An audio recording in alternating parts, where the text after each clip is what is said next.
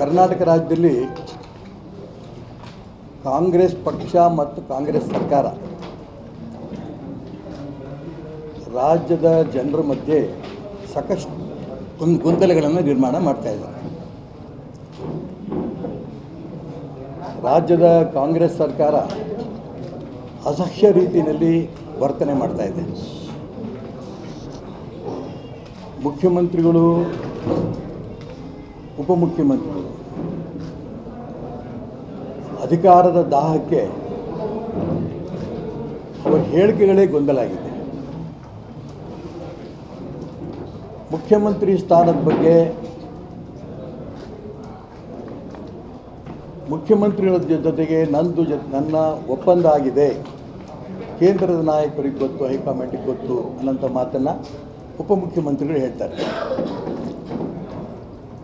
ಮುಖ್ಯಮಂತ್ರಿಗಳು ನೇರವಾಗಿ ಹೇಳ್ತಾರೆ, ನನಗೂ ಉಪಮುಖ್ಯಮಂತ್ರಿಗಳು ಯಾವುದೇ ಒಪ್ಪಂದ ಆಗಿಲ್ಲ. ಕನ್ನಡದ ಗಾದೆ ಇದೆಯಲ್ಲ, ಇದ್ದಿಬ್ಬರಲ್ಲಿ ಕದ್ದೋರು ಯಾರು ಅಂತ. ಈ ಮಾತು ಕದೀತಾ ಇರೋದು ಯಾರು?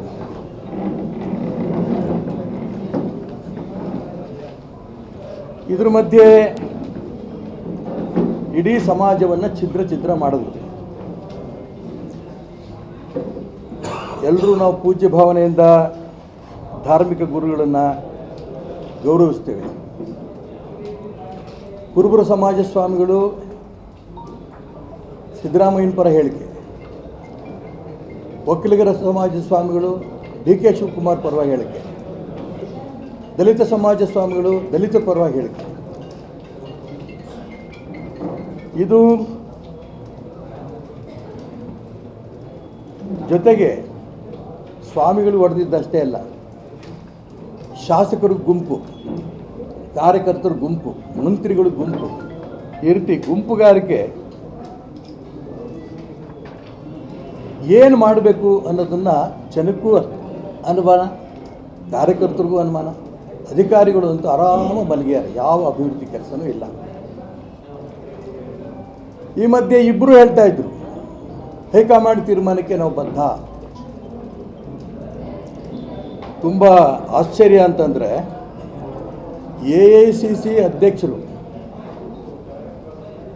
ಮಾನ್ಯ ಮಲ್ಲಿಕಾರ್ಜುನ್ ಖರ್ಗೆ ಅವರು,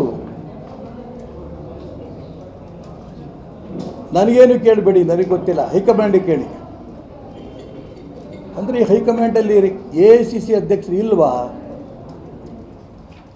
ಸೋನಿಯಾ ಗಾಂಧಿ, ರಾಹುಲ್ ಗಾಂಧಿ, ಪ್ರಿಯಾಂಕಾ ಗಾಂಧಿ, ಗಾಂಧಿ ಕುಟುಂಬಕ್ಕೇನೆ ಕಾಂಗ್ರೆಸ್ಸನ್ನು ಒತ್ತೆ ಇಟ್ಬಿಟ್ರ? ಇದೆಲ್ಲ ಗೊಂದಲ ಇವತ್ತು ನಾವು ಕಾಣ್ತಾ ಇದ್ದೀವಿ.